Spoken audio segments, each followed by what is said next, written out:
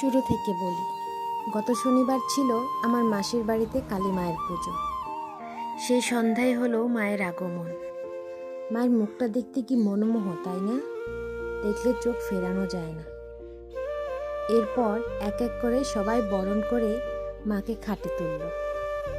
সারা রাত্রি পুজোর ঢাকের সুরে সম্পূর্ণ পাড়া জেগেছিল মায়ের পুজো দেখতে।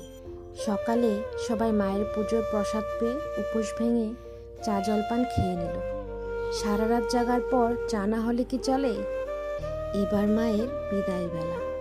সবাই এক এক করে মাকে বরণ করে মাকে নিয়ে চলল নদীর ঘাটে। মাসিদের ঘরের সামনেই নদী। মাকে ওইখানেই বিসর্জন দেওয়া হবে। সবাই শেষ প্রণাম করে মাকে বিসর্জনের জন্য নিয়ে চলল।